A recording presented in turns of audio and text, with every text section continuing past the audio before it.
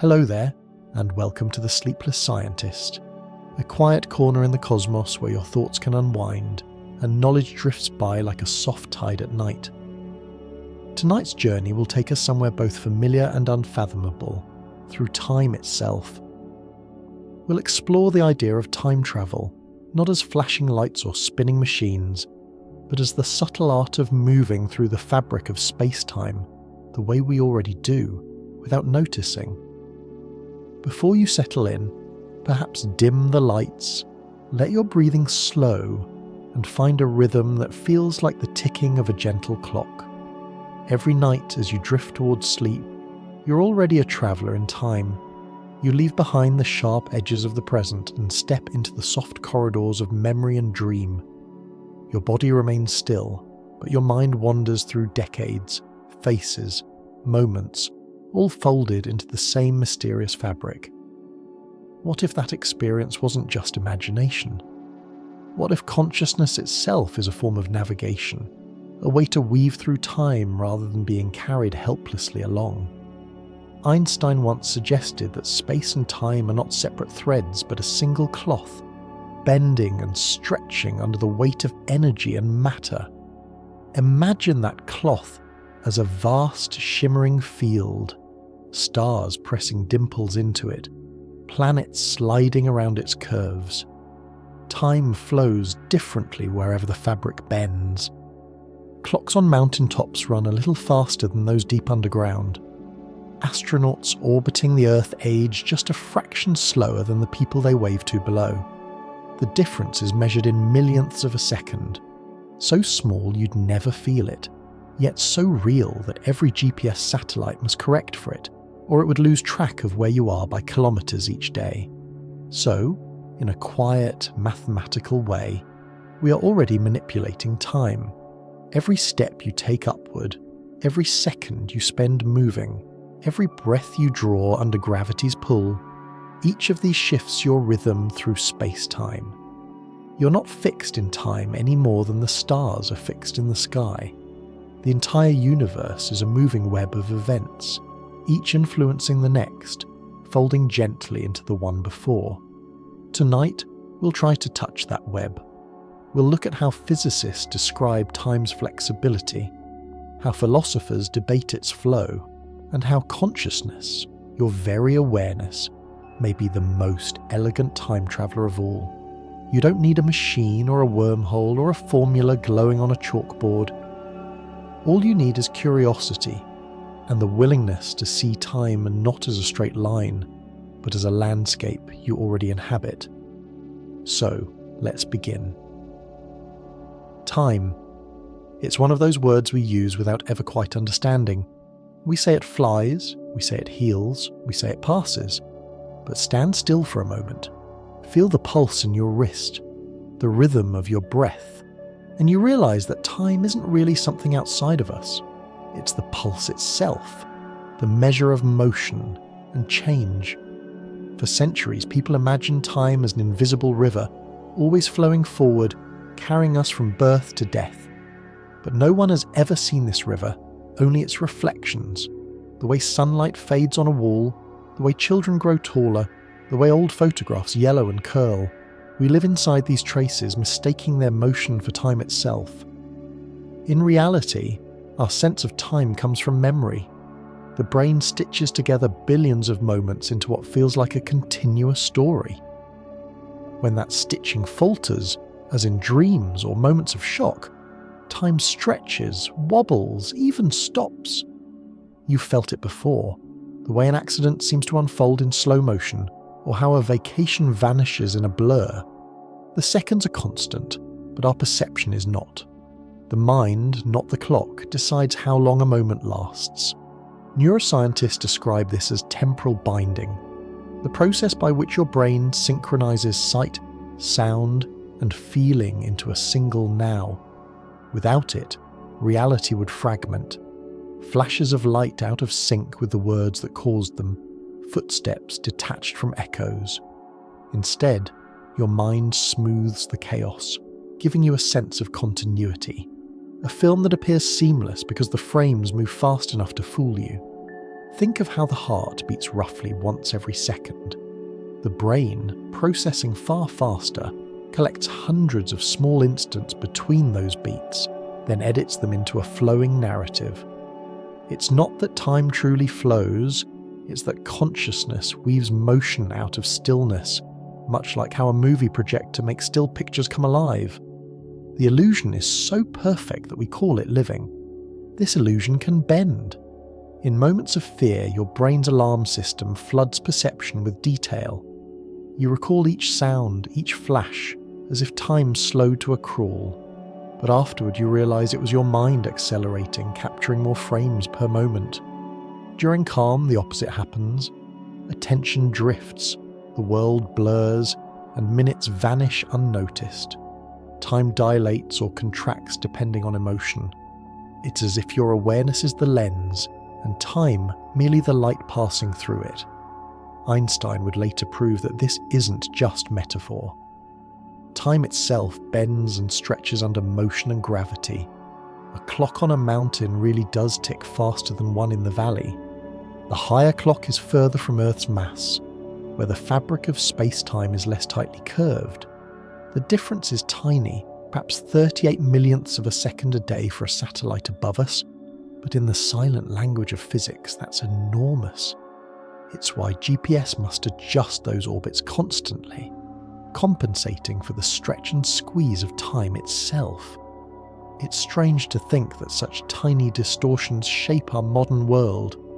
The same principle that bends time also bends starlight around black holes, lets galaxies orbit, and makes your weight different on a mountaintop than at sea level. The universe, it seems, measures everything, including your heartbeat, in the quiet currency of time.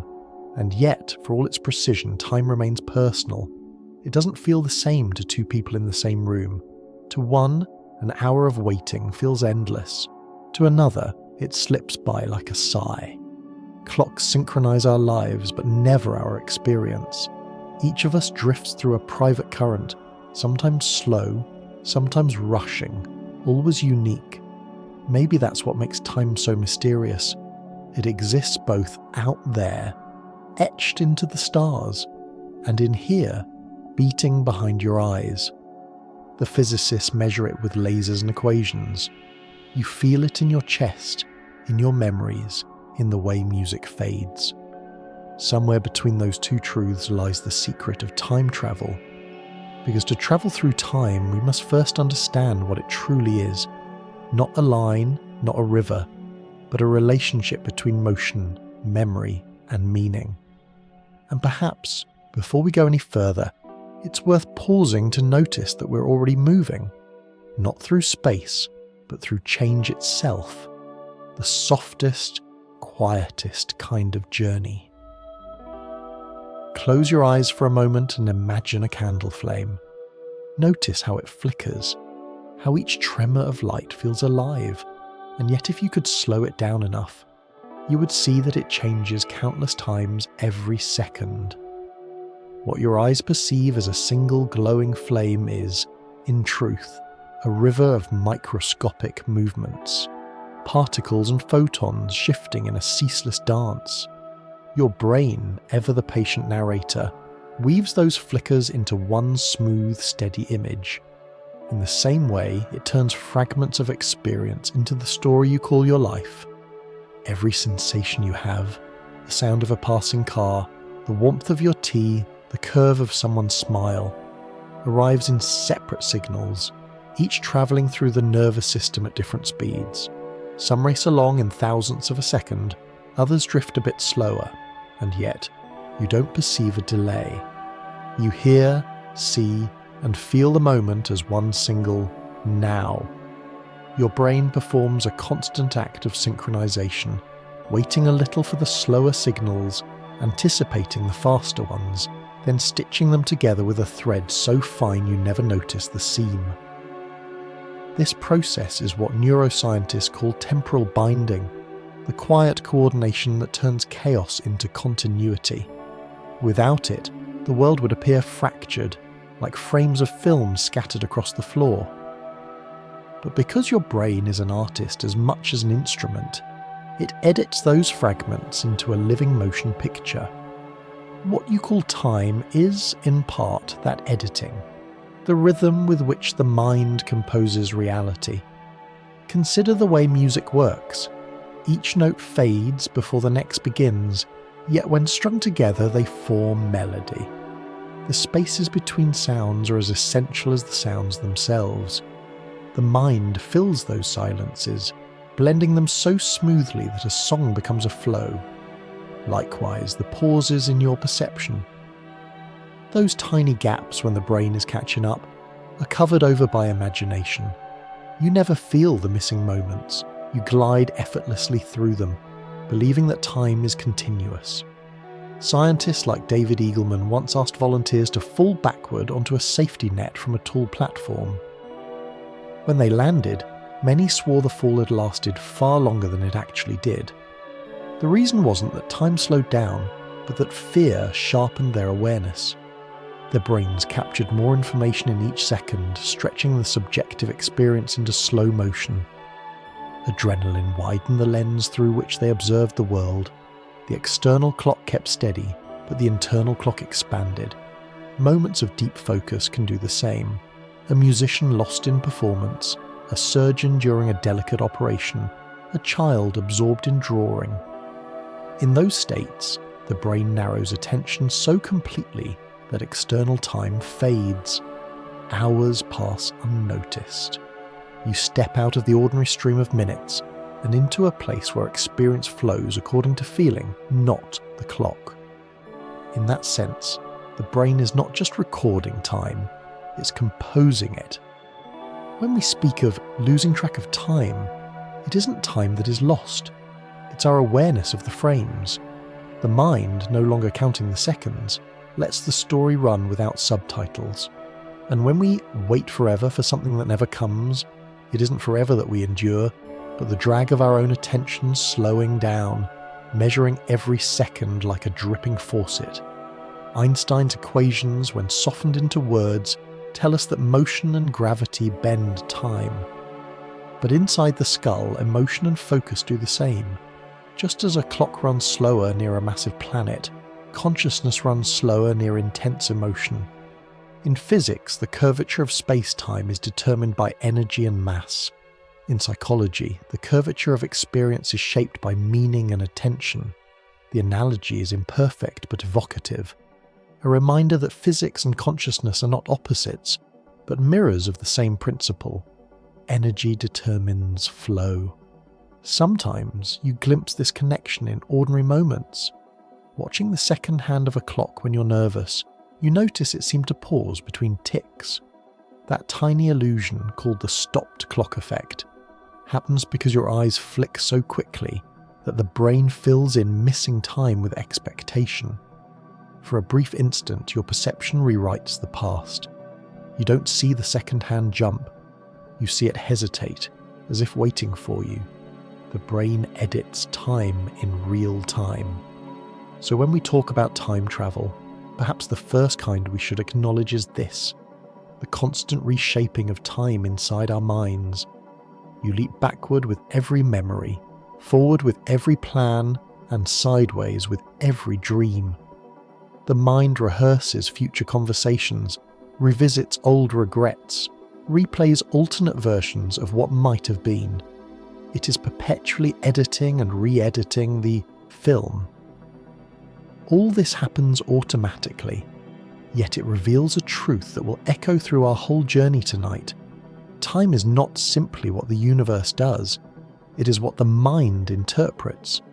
The ticking of clocks is only half the story. The rest is the silent work of neurons aligning perception with expectation, past with present. Imagine your awareness as a lantern moving through a dark forest. The light reveals one patch at a time, but the forest extends endlessly in all directions. The past isn't gone, it's just behind the glow. The future isn't born, it's waiting in the trees ahead. What we call now is simply where the light currently falls. Move it faster and the forest races by. Hold it still, and time itself seems to stop. This image may be simple, but it captures something profound. Your consciousness is not a passenger in time, it's the driver. The flow you feel, the passing of minutes, the unfolding of stories, begins within the brain's quiet, tireless work to connect what has just happened with what is about to. Time, in that sense, is the brain's greatest illusion and its most beautiful creation, the storyteller behind the story of you. And as we continue, we'll begin to see how that storyteller interacts with the fabric of reality itself, how the same principles that shape your perception also govern the movement of stars. Because whether in the brain or in the cosmos, time is not a straight line, it's a pattern we keep learning to read. If you were to look at the universe through the eyes of a physicist, you would not see a collection of separate things, planets, stars, and you standing somewhere in between, but a single, continuous field of existence. Space and time are not two entities, but one intertwined fabric, a vast, invisible texture called spacetime. Everything that exists, from the smallest particle to the largest galaxy, moves and curves within it, like threads woven through an endless cloth. Albert Einstein once imagined what it would be like to chase a beam of light. In that simple thought experiment, he noticed something astonishing. No matter how fast you move, light always seems to travel away from you at the same unchanging speed. That realization shattered the comfortable idea of absolute time, the notion that seconds tick identically for everyone. If light's speed never changes, then space and time must adjust themselves to preserve that constancy. They stretch and compress in harmony, like the bellows of a breathing universe. To understand this without numbers, picture a great soft sheet stretched out in every direction. When a planet sits on that sheet, it makes a shallow dip. The fabric bends under its weight. A smaller object, like a moon, rolls along that curve. What we call gravity is simply the motion of objects following those curved paths through space-time. It's not a pull from a distance, but a gentle sliding along a distorted surface. Now imagine that time is woven into that same fabric. Near massive objects, where the fabric is bent deeply, time itself flows more slowly. A clock at the base of a mountain, resting deeper in Earth's gravitational well, ticks ever so slightly slower than one at the peak. The difference is unimaginably small, a few billionths of a second per day, but it's real. If you were to live on a mountain for your entire life, you would grow older a few microseconds faster than someone at sea level. The math behind it can be expressed with symbols and equations, but we can translate it easily into feeling. Gravity presses on time the way weight presses on a drum skin, tightening or loosening the rhythm. Einstein's insight didn't stop there. He realized that motion also changes time's flow. The faster you move, the slower your inner clock ticks compared to someone standing still. This isn't just theory, it has been measured again and again. In the 1970s, scientists flew atomic clocks around the world on airplanes and found that after the journey, the clocks disagreed with those left on the ground by a few millionths of a second, exactly as Einstein predicted. That sounds tiny, but in a world built on precision, such differences matter. The satellites that guide your navigation system circle Earth high above, where gravity is weaker and their speed is immense.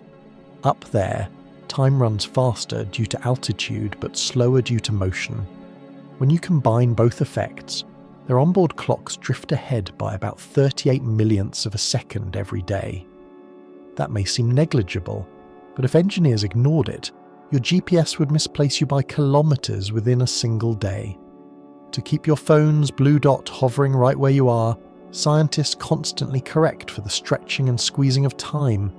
In doing so, humanity quietly practices time manipulation on a global scale. Not by building time machines, but by adjusting for the curvature of reality. It's humbling to think that every journey you take, every message you send through the air passes through a medium that isn't quite uniform. Time and space twist together under the weight of matter. In some distant parts of the universe, the curvature is so extreme that even light cannot climb out. Those are the black holes, where the fabric of space-time folds inward upon itself. To an observer outside, time near that edge slows almost to a stop. A falling star, frozen in place at the boundary, never truly disappears. It simply fades slower and slower until eternity claims it. But for the star itself, plunging inward, time feels perfectly normal. Its heartbeat continues, its fall seems swift. That's one of the most haunting implications of relativity. There is no single universal clock. Each being carries its own tempo, its own rhythm of existence, set by its motion and the gravity it feels. The universe, then, is not a chorus singing in unison, but a vast symphony of instruments, each playing at its own pace. You are part of that symphony. As you walk, breathe and live, your atoms move through space-time, tracing a delicate curve called a world line. You cannot step outside it, but you can imagine its shape, a glowing thread that begins before your birth and continues beyond your final breath. Where that thread bends slightly, time has slowed for you. Where it straightens, time has sped up. Every motion leaves a trace on the cosmic fabric, and every trace is a story. If you could see those threads, billions of them, each representing a life, a planet, a photon of light, you'd see the universe as a shimmering tapestry, endlessly folding and unfolding. Some threads intersect, exchanging energy and meaning. Others run parallel, never meeting yet always influencing.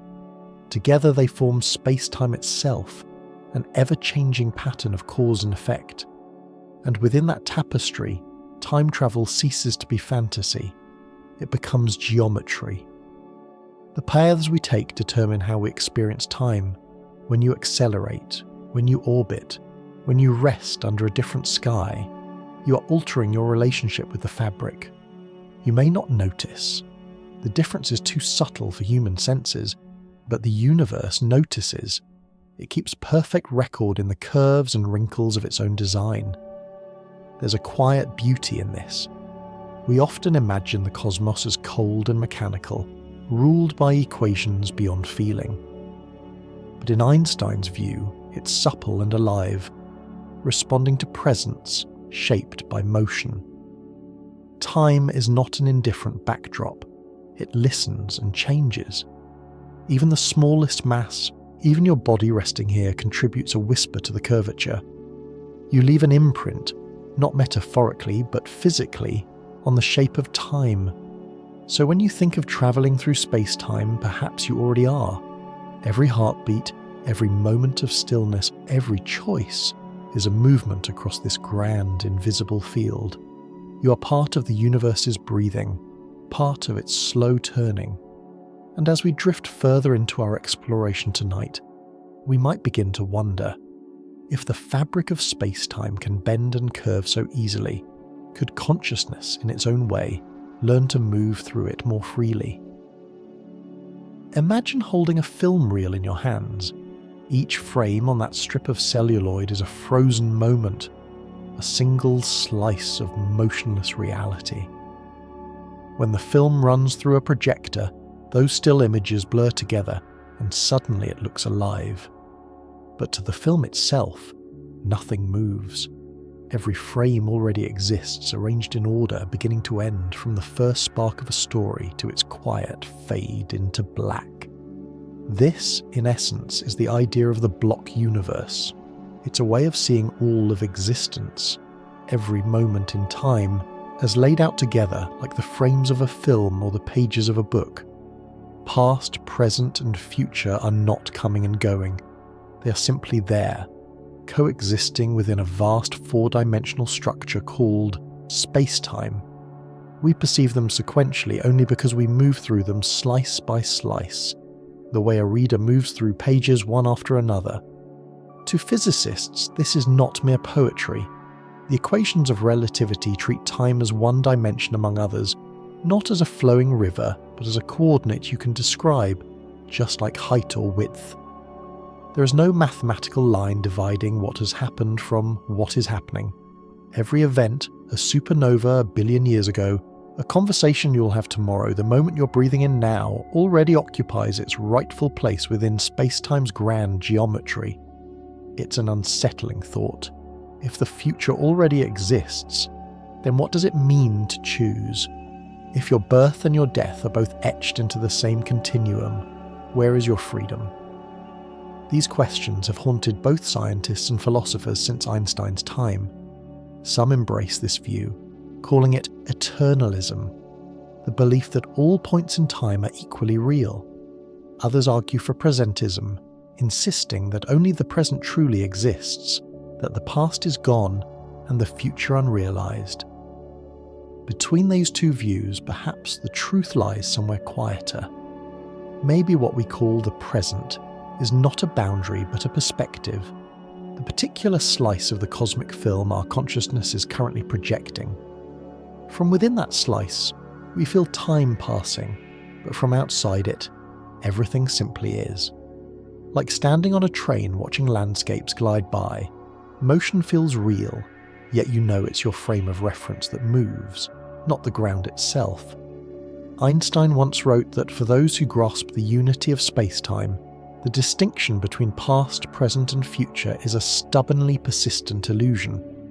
That sentence is often misread as cold or fatalistic, but he meant it almost tenderly. He saw in the block universe not confinement, but connection. If time doesn't truly vanish, then nothing we love is ever entirely lost. It simply occupies a different region of the continuum. The laughter of a friend long gone, the moment you first saw the sea, the breath you're taking right now, all continue to exist somewhere in that immense cosmic structure, as real as the stars you'll never see. To visualize this, imagine space-time as a loaf of bread. Each slice is a moment. Breakfast this morning, a distant war, a star being born. You move through those slices one at a time, but the loaf as a whole is complete. You experience motion because consciousness cuts through the loaf in sequence, revealing one layer after another. The universe doesn't grow or shrink, it simply is. We, however, are travellers with a narrow window, perceiving one thin cross-section and calling it now. But here's where it becomes more intimate. If the universe is a fixed four-dimensional block, our lives are not isolated dots but continuous world lines, graceful curves stretching through space-time. Each person, each atom traces a path from one end to another. The idea of movement is replaced by geometry. Instead of saying you move through time, we might say your path bends through the structure. When two people meet, their world lines cross. When they part, those lines diverge. From within, it feels like change. From outside, it's a pattern, complete, intricate, and timeless. This perspective doesn't erase wonder, it deepens it. It means the story of your life is not being written as you live it. It already exists, every joy and sorrow, every decision and accident interlaced with the lives of others. You are simultaneously the author reading the lines and the character inside them, unaware of how the plot unfolds. The mystery of existence isn't about what will happen next. It's about how we experience unfolding when everything has, in some sense, already happened. That may sound deterministic, but even in a block universe, the feeling of choice has meaning. Consciousness might be the way the universe experiences its own possibilities, the way geometry turns into story. Think of it like walking through a grand painting. The entire image exists, but your perspective shifts with every step. The act of seeing changes what you notice, what you feel, and how the pattern reveals itself. In that sense, you're navigating space-time, even if the landscape is already drawn.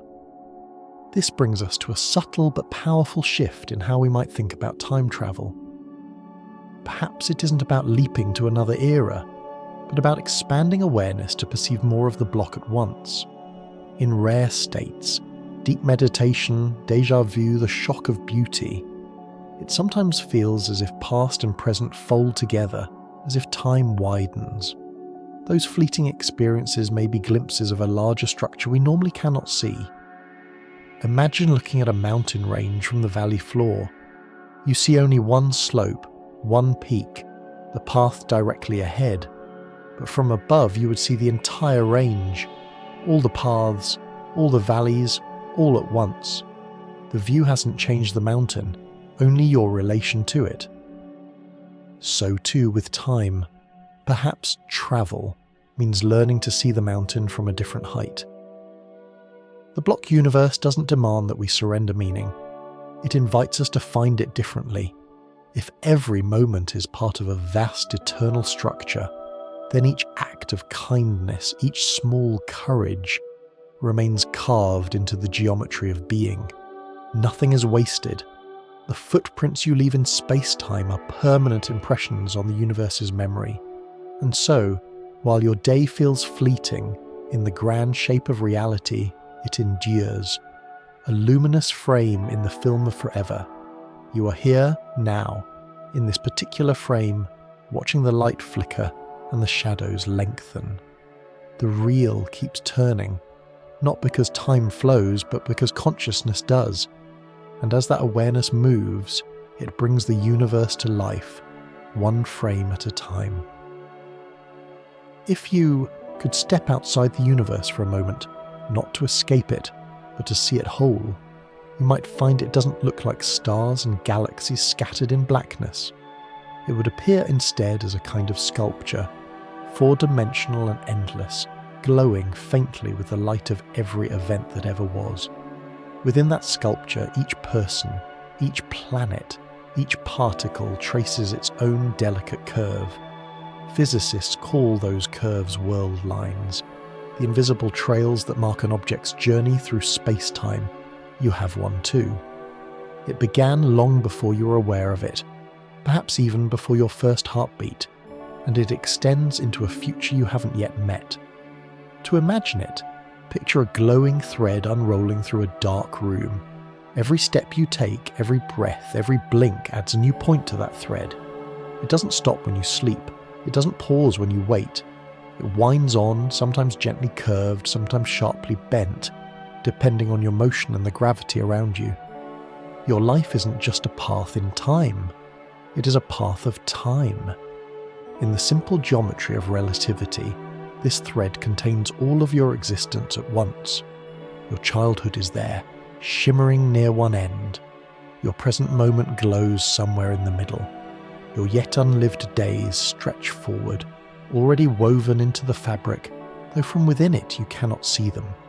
If space-time could speak, it would say, "You're not moving through me, you're part of my shape." That can feel abstract, so let's soften it into something you can picture.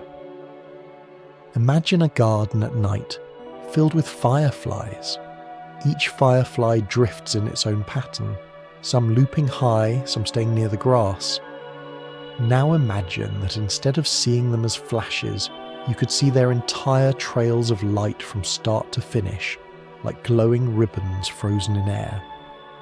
The garden becomes a sculpture of motion, every path visible at once. That sculpture is the universe, and those luminous trails are world lines. You're one of them, weaving your way through the glow. Even stillness leaves a trace. Sitting in a chair, your world line rises almost vertically through time.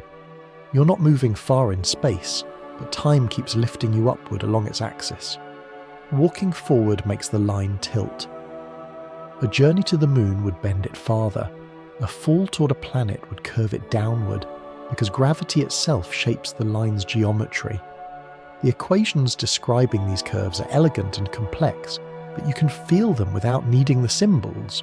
You feel them every time you sense gravity pulling you down, or see a satellite sweep across the sky. That graceful arc is a path through space-time drawn by motion and mass. Now, picture all world lines together, not just yours, but every atom's. A teacup sitting on the table has its own faint thread, almost straight, rising gently through time. The steam above it twists and curls, its threads more chaotic. The sound of a clock ticking travels as ripples, lines of vibration expanding outward in the fabric.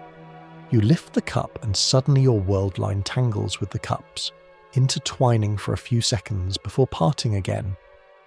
Every contact, every conversation, every shared glance is a crossing of world lines. You have been intersecting with others since the moment you were born, and in doing so, you've been shaping the geometry of your life without realizing it. Physicists can calculate how two world lines curve toward each other under gravity, or how they separate under motion. But to you, those interactions feel like relationships, choices, coincidences, the lived experience of geometry. When you meet someone, your world lines briefly align. When you part, they diverge. When you fall in love, they spiral together so tightly that for a while, you share nearly the same path through space-time. Every connection leaves an imprint, a faint twist in both curves. The equations of motion and the emotions of life describe the same pattern, only in different languages. Einstein's mathematics would describe your motion with parameters and coordinates, measuring how space-time curves under your presence. But if we translate that into human terms, it's simpler. Gravity is not just the pull of mass, it's the tendency of things to meet, to gather, to affect one another. In the same way, love, memory, curiosity, all the forces that draw us together are emotional echoes of gravity's geometry. The universe, at every level, is about connection. The shape of your world line depends on your choices too. Every decision, from the smallest to the grandest, changes your trajectory. Turn left instead of right, and your path bends ever so slightly. Choose to call someone, or choose silence, and the future you create shifts a little farther along the curve. These are not leaps between universes. They're gentle corrections in the tapestry, small variations that ripple through the whole structure. It's as if every thought is a hand on the thread, adjusting its tension, guiding its next movement. There's also humility in this picture. Even the straightest world line is never fully free. It bends with the curvature of the universe itself. The Earth's gravity tugs on you constantly, pulling your line inward as you walk. The sun from far away curves it even more. And beyond that, the galaxy itself exerts its influence, bending your life's path within its spiraling arms. You're never truly separate from the cosmos. Your trajectory, your personal space-time, is a continuation of everything around you. It might be comforting to know that in this geometric view, no moment ever truly vanishes. Every point on your world line remains part of the universe's shape, preserved in its vast invisible architecture. The person you were yesterday still exists there, not as a ghost or a memory, but as a coordinate, a shining point on the curve of your existence. You can't reach back to it, physically, but it's never erased. Think of this whenever you feel time slipping too quickly. You're not losing moments, you're leaving them as part of your trail, glowing softly in the distance. They're still there, marking the places you've been. Perhaps the past isn't behind you after all. Perhaps it's simply below you, like the lower branches of a tree you've already climbed. So, if space-time is a tapestry, and we're its threads, then living is the act of weaving. Every breath pulls the thread forward, every action tightens the weave. Somewhere, far from here, the pattern of all our lines might form something too beautiful and vast to imagine, a portrait of existence itself, shimmering with the memory of every path ever taken.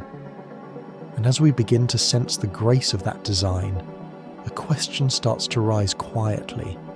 If the fabric can curve and our paths can bend, might there be a way, however small, to guide our own journey through space-time? If you've ever folded a piece of paper to bring two distant dots together, you've already performed the simplest thought experiment in cosmic engineering.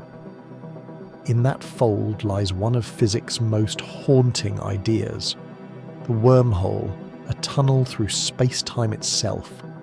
It sounds like science fiction, but its roots are deeply mathematical. Decades ago, Einstein and a fellow physicist named Nathan Rosen realized that under certain conditions, the geometry of the universe could connect two distant points like the ends of a bridge. Later, theorists Kip Thorne and Michael Morris explored what would be needed to keep such a bridge open. Their equations hinted that space-time might allow shortcuts, but only at a terrible price. The structure would demand a form of energy unlike any we know, something that exerts negative pressure, pushing instead of pulling. To make sense of this without symbols, imagine space-time as an enormous sheet stretched tight. Place two marbles far apart and roll one toward the other. The marble must travel across the entire surface, the long route. Now fold the sheet so the marbles nearly touch. The distance across the fold is small, though in the fabric's own geometry, the path through remains continuous. That crease is a wormhole. Not a hole at all, but a fold so deep that two regions of the same universe meet face to face. It's a beautiful picture, but nature is cautious. The forces needed to create such a bridge would crush nearly anything nearby. The only way to hold the tunnel open would be to fill it with what physicists call exotic matter, a substance whose gravity repels rather than attracts. We know of one effect that behaves a little like this, the Casimir effect, where two metal plates placed extremely close together create a tiny region of negative pressure in the vacuum between them. It's not enough to build a tunnel through the stars, but it shows that nature can, in principle, generate the kind of energy that bends reality the wrong way around. Translated into gentler terms, that negative energy is like a whisper in the fabric of the universe, a tension that resists being stretched. In ordinary matter, energy density is positive. Mass and motion curve space-time inward, forming valleys that gravity deepens. Negative energy would do the opposite. It would lift the fabric into a hill, letting it arch and connect distant valleys. The mathematics behind this is precise, but in words, it means the universe contains both weight and counterweight, both downward and upward curves. Yet even if such wormholes could exist, nature may have its own self-defense. Stephen Hawking proposed the chronology protection conjecture, a principle suggesting that the laws of physics prevent stable time loops from forming. Whenever space-time threatens to twist back on itself, the quantum fluctuations around the fold would surge to infinity, destroying the structure before it becomes dangerous. In essence, the universe protects its own timeline. If that sounds poetic, it is. Even in the grandest equations, reality seems to value consistency. Still, the idea of wormholes continues to fascinate because it transforms time travel from imagination into geometry. A wormhole could, in theory, connect not only two locations but two moments. If one mouth of the tunnel were accelerated, moved quickly, or placed in a strong gravitational field, time at that end would pass more slowly. When the two mouths came together again, they would be out of sync. Passing through the tunnel could carry you into the other's future or past. The same principle that slows clocks on satellites could, taken to its extreme, create a bridge through time itself. Of course, building such a thing would be beyond any conceivable technology. The energy required would exceed that of entire stars. Even if you could stabilize it, stepping through might be impossible for anything larger than a photon. But that isn't the point. The real significance of wormholes lies in what they tell us about the flexibility of the universe. Space and time are not rigid backdrops. They are responsive, alive, capable of contortions that defy intuition. You can feel a softer version of that idea right now. The next time you close your eyes and remember something from long ago, the smell of rain, the texture of old paper, the sound of laughter, notice how vivid it feels. For a heartbeat, you're there again, present in a moment that technically no longer exists. The brain in its own way folds the fabric of time, bringing two distant points, then and now, into contact. A memory is a mental wormhole, a bridge sustained not by exotic matter, but by emotion. Perhaps that's why the notion of wormholes resonates so deeply. It mirrors something we already do effortlessly inside ourselves. Every night in dreams, we leap across years and landscapes in an instant. Every plan for the future is a small attempt to reach forward through the unknown. The equations describe cosmic corridors, but their spirit is something we live daily. The longing to connect, the wish to step across distance and delay. If you were to look at space-time as a whole, you might see countless such folds, some physical, some emotional. A black hole warping the space around it is one. A mother holding her newborn is another. Both are gravitational centers of a kind. Both bend the fabric of existence through the force of attention and presence. Science may separate them by scale, but perhaps they rhyme in essence. Both show how deeply the universe responds to connection. So when we speak of wormholes, maybe we're really speaking of the universe's empathy, its capacity to link what should be apart. Whether through gravity or love, matter or memory, the cosmos keeps finding ways to shorten its own distances. The idea of travelling through such a passage captures the imagination because it suggests liberation, not escape from the universe, but communion with it. And while physics warns us that stable wormholes might never exist, imagination insists that they already do, hidden within every act of remembering and every spark of curiosity. Each thought that bridges yesterday and tomorrow is a small bending of time's surface, a human-scale experiment in the geometry of connection. And maybe that's enough. We don't need to pierce the stars to touch eternity. We only need to recognize that the folds already live within us, quiet, patient, and endlessly curious about what lies on the other side. If the universe itself is a map of space-time, then consciousness might be the compass that lets us move through it, not physically, but perceptually, emotionally, meaningfully. For all our talk of wormholes and relativity, perhaps the most remarkable traveller in existence is the human mind, quietly slipping between moments without leaving a trace. You've done it thousands of times today already. When you remembered what you had for breakfast, you dipped backward into a moment that, in physics, still exists somewhere along your world line. When you anticipated what you might do tomorrow, you reached forward, sketching possibilities that the brain renders as vividly as memory. These are not metaphors, they're biological realities. Every act of memory and imagination activates nearly the same patterns in the brain. The mind doesn't distinguish much between what has happened and what might happen. It moves through time with the same ease that a musician moves through notes. This ability, called mental time travel by cognitive scientists, is a kind of built-in wormhole of awareness. It allows you to simulate, to predict, to relive. You can travel decades in an instant, revisit a childhood room, or stand in a future you've only begun to dream of. No machine could ever perform this with such intimacy, because what propels you isn't technology, but meaning. You're drawn toward the moments that shaped you, or the ones that might redeem you. Consciousness folds space-time not with force, but with attention. When you recall a painful memory, notice how your body reacts.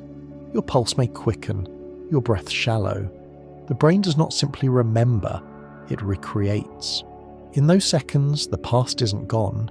It returns, complete with its emotional gravity. Neuroscientists can observe this. The same regions of the brain that lit up during the original experience ignite again during vivid recollection.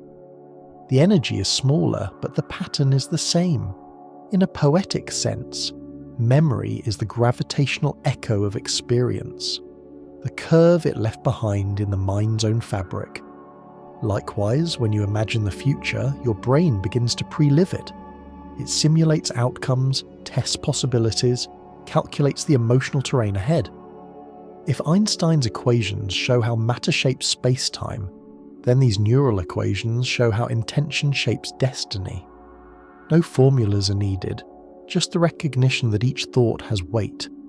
The more attention you give to a possible future, the more detailed and probable it becomes in your perception. The mind rehearses reality until it feels ready to arrive. Perhaps that's why anticipation can change us even before the event occurs. Think of waiting for someone you love to return after a long absence. Days before they arrive, your brain begins adjusting. You tidy the room, replay their voice, feel the space around you grow warmer. Nothing physical has happened yet, but time has already begun to bend inward around the expectation. The future, in a small way, has reached back to meet you. Ancient philosophers sensed this long before physics could describe it. In meditation practices from India, Tibet, or Vietnam, time is not something to be conquered, but something to be entered.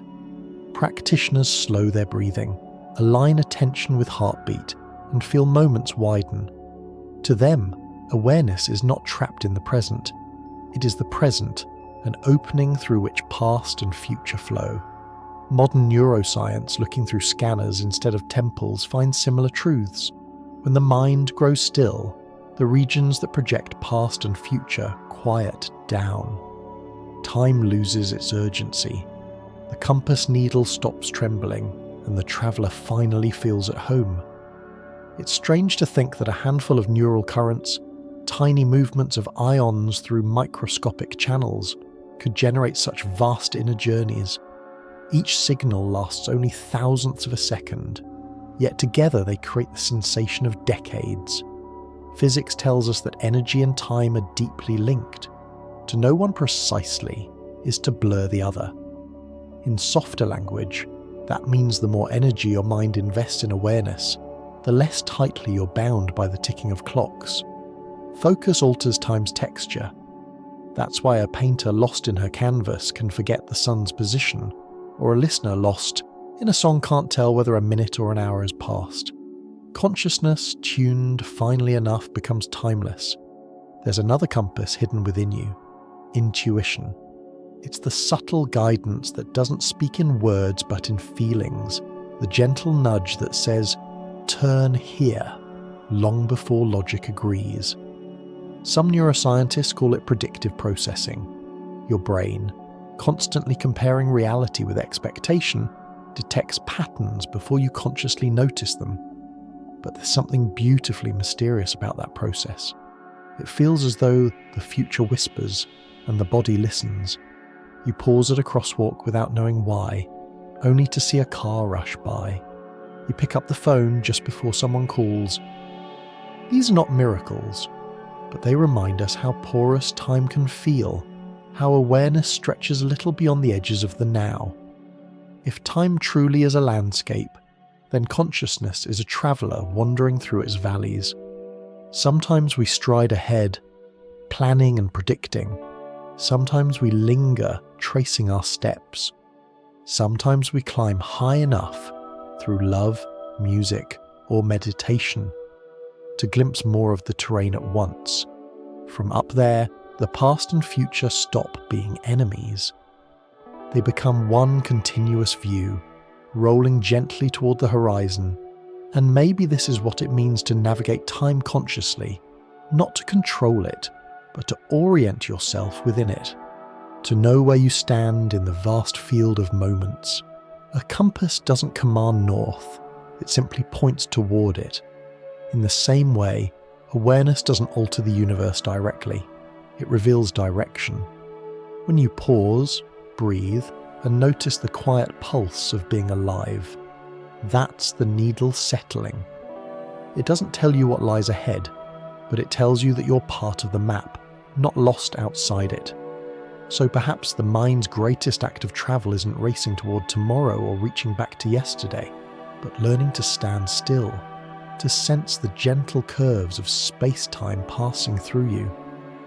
In that stillness, you can feel the universe moving, slow as breath, vast as thought. You don't need equations to measure it, you only need to listen.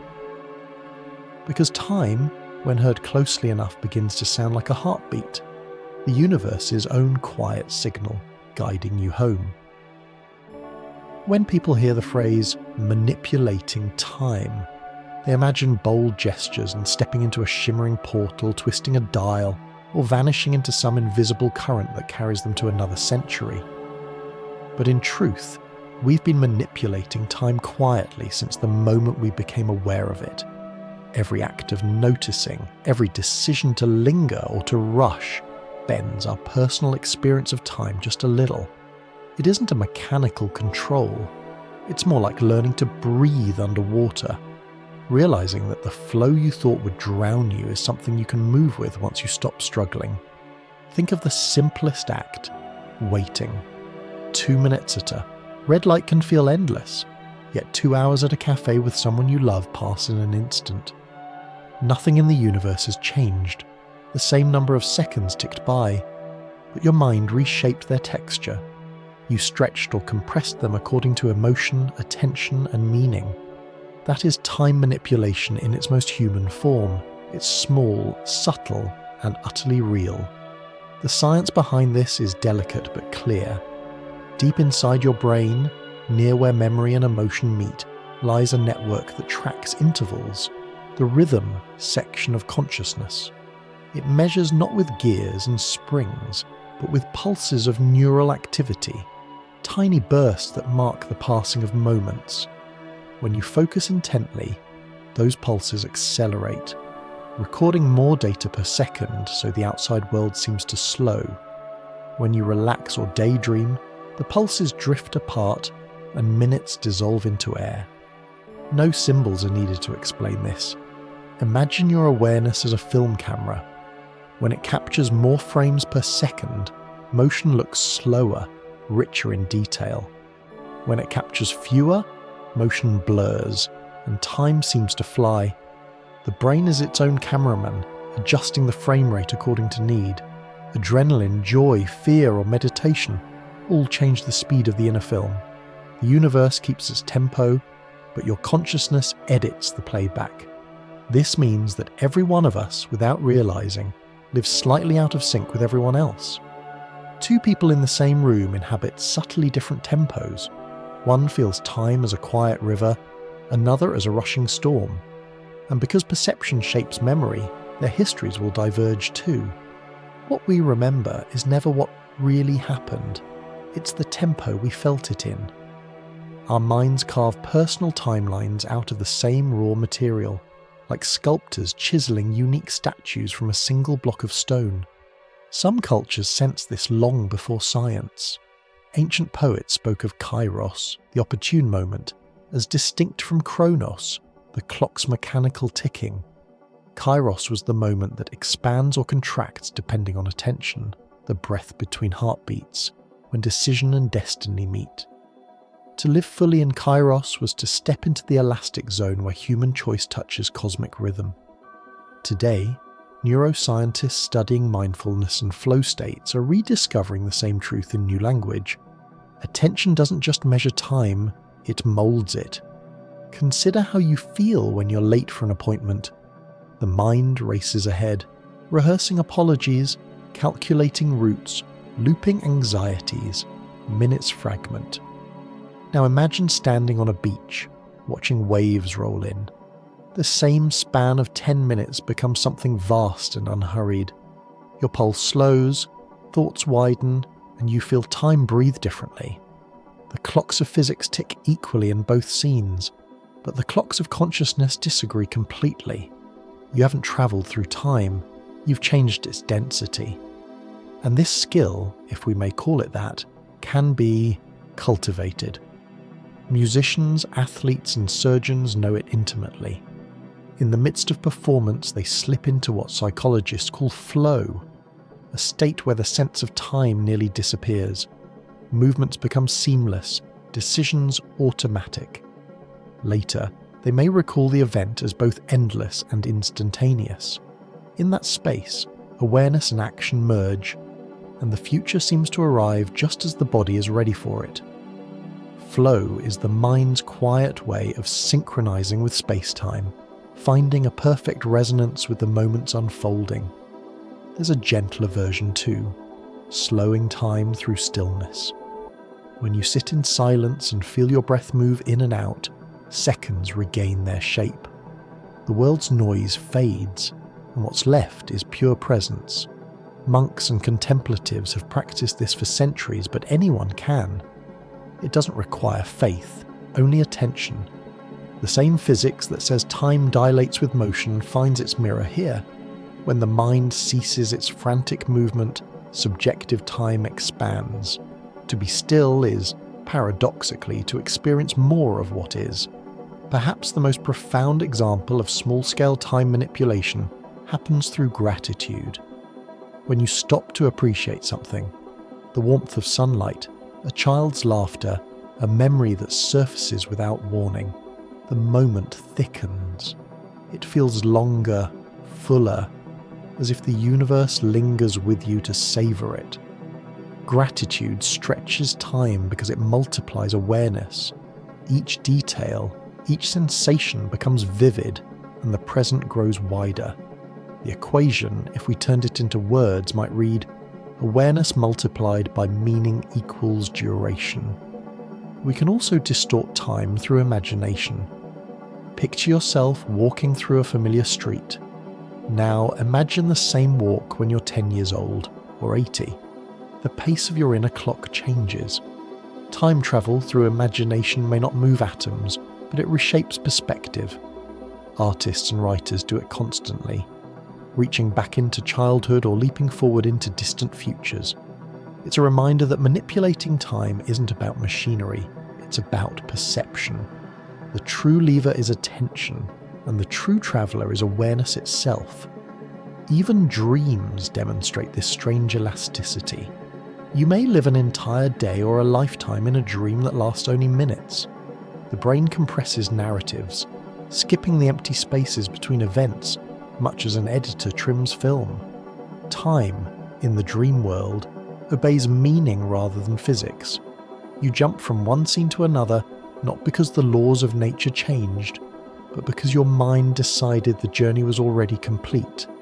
And so, when we speak of controlling time, we are not talking about escaping the universe's laws, but about partnering with them.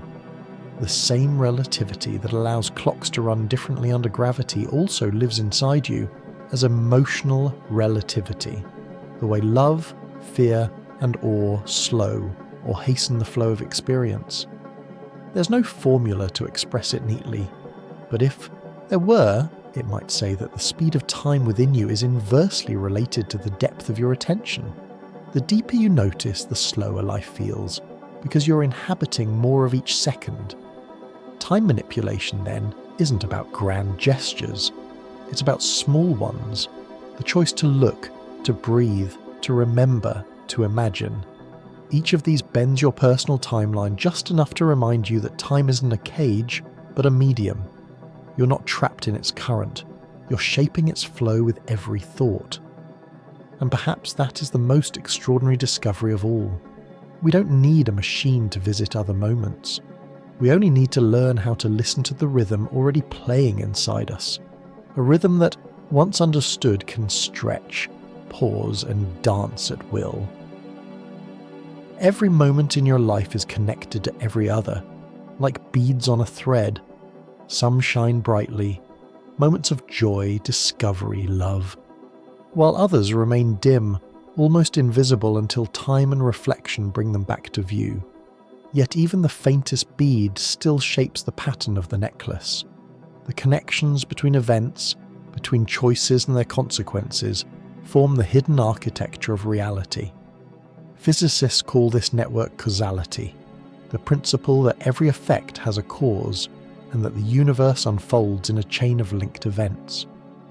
But when you soften that idea, strip away its technical dressings, it becomes something more human.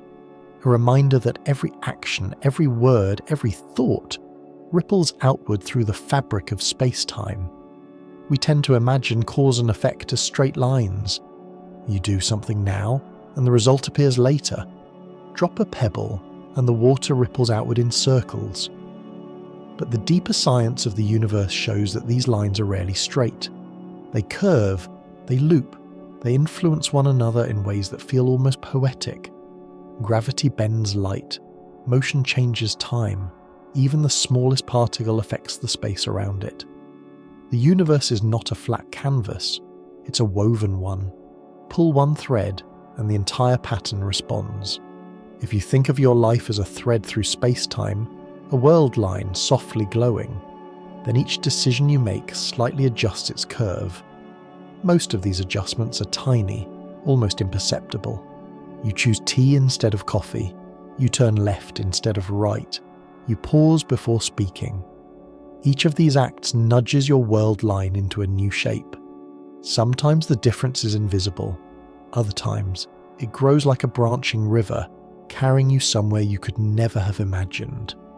Chaos theory, that beautiful study of how small changes lead to vast outcomes, offers an image for this. A butterfly flapping its wings in one corner of the world, altering the weather in another. Mathematically, it means that certain systems are sensitive to their starting conditions. Tiny differences amplify over time, but emotionally it means that no action is too small to matter. Every gesture holds potential energy, waiting for the right conditions to unfold. You can feel this truth in memory. Think of a single, seemingly minor choice from years ago, an invitation you almost declined, a stranger you happened to greet, a path you took out of curiosity. Perhaps that small decision shaped an entire chapter of your life. It didn't feel like destiny at the time, it felt like a passing moment. Yet destiny often hides inside such small doors. In physics, there are ways to express this relationship precisely, how one event influences another, how the geometry of space-time defines what can and cannot be connected. But in human language, it's enough to say that the universe keeps its stories consistent. If one thread tugs, another responds. When Einstein described how light bends around massive stars, he wasn't just describing gravity. He was describing how space and time adjust to preserve continuity. Nothing happens in isolation. The stars know where you are, and you, in a microscopic way, know where they are too. The connection is constant, though faint. There's a gentler version of this truth in daily life. Empathy. To empathize is to feel the curvature of someone else's world line, to sense how their experiences bend their perception of time and meaning. When you comfort a friend, you are, in a subtle way, aligning your space-time with theirs, creating a shared field where moments synchronize. In physics, when two particles interact, their paths adjust together. In emotion, when two people connect, their timelines intertwine, however briefly. Each encounter is a tiny act of synchronization, a harmony between separate curves. If causality connects us all, then awareness is the hand that can trace its pattern. The more conscious you are of your choices, the more gently and deliberately you pull on those threads. Think of it as steering a sailboat. The wind, circumstance, will always blow, but the angle of your sail decides the direction you move. Consciousness is that sail, catching the winds of causality and turning them into meaning. Of course, there are paradoxes lurking in this picture. If every effect has a cause, where did the first cause come from? Some philosophers argue that there never was one, that time itself is an infinite loop, with no true beginning or end. In physics, some solutions to Einstein's equations allow for closed loops in space-time, where an event could, in theory, be both the cause and the effect of itself. The idea sounds impossible, yet the mathematics doesn't forbid it. But let's translate that into softer terms. Perhaps the universe doesn't march forward like a line of dominoes, but breathes in cycles. The same patterns, birth, decay, renewal, echo on every scale. You might call it recursion, you might call it rhythm. In the personal sense, that rhythm manifests as the way lessons repeat until they're learned. You find yourself facing similar challenges, meeting familiar personalities in new forms, returning to these same emotional coordinates until something inside you shifts. It isn't fate punishing you, it's causality inviting you to trace your own pattern more consciously. The past folds forward until the future learns from it. That, too, is a kind of time travel. Not by machine, but by meaning. Every human life is a field of such loops and ripples. You hurt someone, and years later someone comforts you in the same way you once failed to comfort another. You plant kindness in passing, and much later it returns as luck. The chain is invisible but continuous. The energy never vanishes, it only changes form. The ancient concept of karma was an early attempt to express this same idea, not as cosmic punishment, but as the conservation of consequence. Modern physics calls it the conservation of energy and momentum. Philosophy calls it balance. Both speak to the same truth. What we do never truly disappears. It remains embedded in the structure of reality, influencing outcomes far beyond what we can see. When we begin to sense this, causality stops feeling like a cage and becomes more like a conversation. Each action is not a command to the universe, but a question posed to it. The response may take years or lifetimes, but it always arrives, carried along the threads that connect everything. In this way, living becomes an art of correspondence, sending letters through time, trusting that they will reach the right address eventually. And in the silence of that understanding, something beautiful happens. Responsibility transforms into reverence. You realize that every gesture matters, that every thought is part of a greater geometry. When you speak, you curve reality slightly. When you listen, you allow it to curve you back. We are not the masters of time, but neither are we its prisoners. We are co-authors in an unfolding story, shaping the next frame through the meaning we give this one. So, the next time you wonder whether small actions count, remember the butterfly, not the cliché, but the principle behind it: sensitivity, amplification, connection. A breath today could become a storm of kindness tomorrow. A pause before anger could reroute a chain of events that might have lasted for years. The levers of causality are subtle, but they are within reach, not on the dashboard of a machine, but within the quiet machinery of the heart. Every time you move, speak, or reach for something, you're already living a little ahead of yourself. Before your fingers touch a cup, before your foot lands on the floor, your brain has already predicted what will happen. It sends signals early, milliseconds in advance, as if it's rehearsing the moment before it arrives.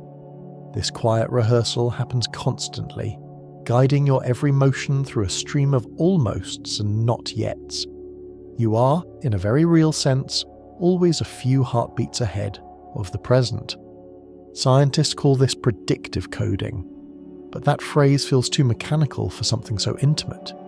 In simpler words, your mind is forever making guesses about reality. It builds a miniature model of the world, the sound of your footsteps, the weight of a door handle, the way light falls across the table, and then updates that model every fraction of a second. It doesn't just wait for the world to act, it anticipates it. That anticipation is what keeps you balanced, coordinated, alive. If you've ever caught a falling glass before realizing it slipped, you felt this foresight at work. The conscious thought, "Oh no, it's falling," comes late. The hand moves first, guided by a prediction so fast it outruns awareness. Every living creature does this. A cat landing on its feet, a bird turning in a flock, a musician striking the next note without looking. All are acts of microtime travel. Each anticipates a fraction of the future before it happens. It's humbling to realize that perception itself depends on this leap of faith. The signals from your eyes and ears take time to reach your brain. Just a few dozen milliseconds, but enough that by the time you register a sound or a sight, it's already passed. To keep the world from feeling delayed, your brain compensates, predicting what will happen next and presenting that forecast as the present. What you experience as now is a carefully timed illusion, a synchronized blend of what has just happened and what is about to. This is not just poetic license, it's how reality feels coherent to you. Without prediction, the world would seem fractured, always half a step behind. Instead, your brain acts like a conductor, aligning instruments that play slightly out of time, making them sound as one. That harmony, perception, is the art of foresight. Strangely enough, physics tells a similar story. On the smallest scales, the universe itself behaves less like a clock and more like a musician improvising within rules. The particles that make up everything around you don't move in clean lines, but in probabilities. Their future positions and energies aren't fixed until they interact, as if existence itself must predict its next move before committing. In that sense, the cosmos runs on a principle not unlike the one in your brain: expectation followed by correction, possibility followed by realization. The quantum world is full of uncertainty, not the kind born of confusion, but a fundamental softness built into reality. If you could peek into the mathematics, you'd see waves of possibility spreading out like ripples on water, describing all the ways a particle might exist. Observation collapses those ripples into one outcome, not because of magic, but because the universe must choose a single note to play next. Before that choice, all futures coexist as potential melodies. You don't need equations to understand it. Think of rolling dice inside a velvet box. Before you lift the lid, there are many outcomes waiting. The dice haven't shown their faces yet, but they already carry the weight of probability. Your anticipation, that moment before revelation, mirrors what the universe seems to feel in every instant. The future is not written, but it is outlined, shaped by laws that favour some paths over others. Your mind, then, is a microcosm of that same principle. Every time you imagine what will happen, you narrow the field of possibilities. You make a small prediction, a local collapse of probability. Whether you reach for a cup, plan a journey, or dream of who you might become, you are performing the universe's most ancient act, turning potential into reality. And this foresight isn't limited to movement. It governs emotion, language, even creativity. When you listen to music, your brain is already predicting the next note. When the note arrives as expected, you feel satisfaction. When it surprises you, you feel delight. Art plays with that dance between prediction and outcome, the same way nature does, only with meaning layered atop. In conversation, the same pattern holds. You often know what someone will say before they say it. The mind fills in syllables, tones, intentions. That's why misunderstanding feels jarring. It's a break in the predicted flow. The surprise resets your model of the world. Your brain quietly adjusts, learning, refining, forever trying to stay a breath ahead of reality. There's a hidden grace in this constant forecasting. It means you are never entirely trapped in the present. Part of you is always reaching forward, scouting the terrain of what's to come. It also means the future, in some subtle sense, is already shaping you. Each decision you make depends on an imagined outcome, a picture of tomorrow that pulls your choices toward it. You live guided by possibilities, not certainties, yet those possibilities exert real force. Even on the grand scale, foresight pervades the universe. Stars themselves are predictive systems. Inside their cores, nuclear reactions balance on the edge between collapse and explosion, adjusting continuously to maintain equilibrium. Galaxies form spirals not through design, but through self-correction. Billions of stars responding to one another's gravity in endless negotiation of movement. Everywhere, existence balances between what is and what will be, guided by the same logic your neurons follow.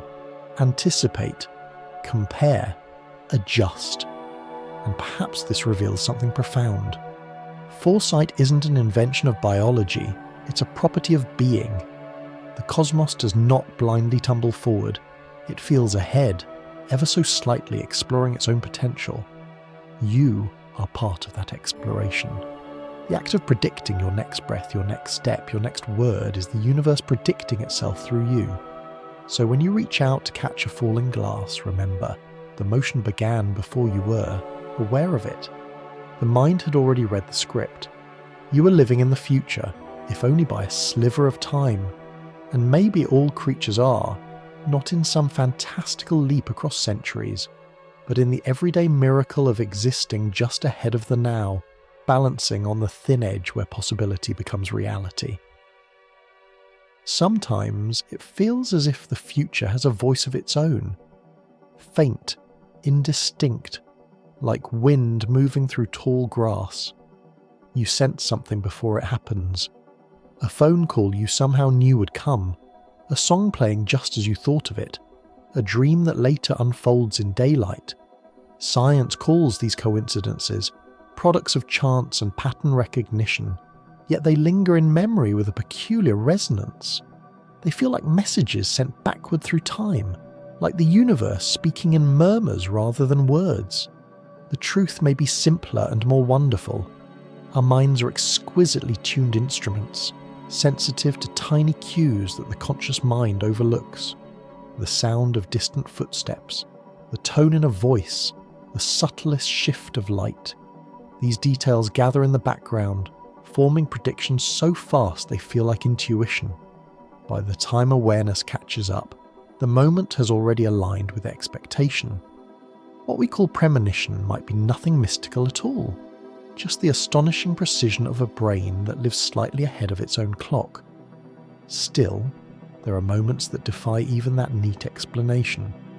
Across cultures and centuries, people have recorded dreams that seem to anticipate disasters, inventions, or reunions.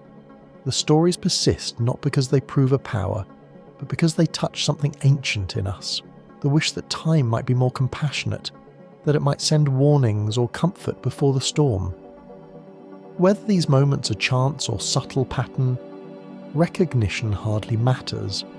What matters is the feeling that time is not entirely silent. It hums with echoes, faint but familiar. If we look for a scientific echo of this mystery, we can find it in the way information moves through the natural world. In quantum experiments, particles that were once connected continue to behave as though they share knowledge, no matter how far apart they drift.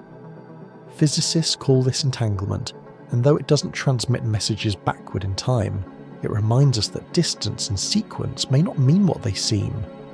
Two entities, separated by miles or years, can still act as one system. Translated into human terms, perhaps intuition is emotional entanglement. The subtle way relationships bridge space and time. You think of someone miles away, and moments later they reach out. Maybe your shared experiences have linked you more deeply than you realise, and your minds move in tandem, anticipating each other's rhythm. It's not proof of prophecy, but it is evidence of connection, the kind that stretches invisibly through the folds of space-time. In the quiet hours, when you drift towards sleep, you may notice how the border between now and later softens. Dreams arrive unannounced, rearranging fragments of memory into strange new stories. They draw from the past, but they also test futures, combining images and emotions to simulate what might come. The dreaming brain runs its own experiments in probability, blending the known with the possible. Sometimes it predicts, more often it prepares. A dream that feels like foresight may simply be rehearsal, the mind tuning itself to face what it cannot yet name. There's a delicate balance between skepticism and wonder here. Science rightly demands evidence, but life is made of subtler textures than data alone. Intuition, anticipation, the shiver of déjà vu. These belong to a realm where numbers blur into feelings. Perhaps we can think of them not as violations of time, but as its finer threads, vibrations that our senses occasionally pick up. When you feel déjà vu, it's as if consciousness recognizes a pattern before the brain explains it.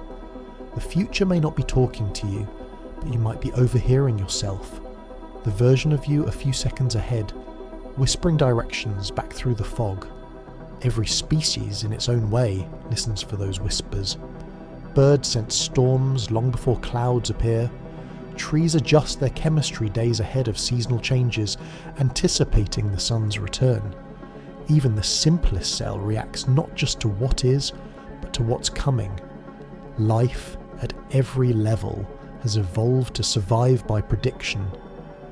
The line between foresight and feeling is thinner than we think. To call that intuition is simply to name the oldest dialogue in nature, the conversation between organism and time. And yet, there are moments that feel larger, more poetic. A mother who wakes in the night just before her child calls out. A sailor who changes course without knowing why, only to find shelter from an unseen storm. We can label these coincidences, maybe they are, but coincidence itself can be beautiful. The synchrony of separate world lines intersecting for reasons the universe never explains aloud. It's the same beauty we see in the meeting of tides or the timing of eclipses. Two rhythms aligning for an instant, reminding us that connection is possible even without understanding. Perhaps what we call intuition is time's gentler dimension, not a warning from the future, but a nudge from the deeper structure of reality that already contains it.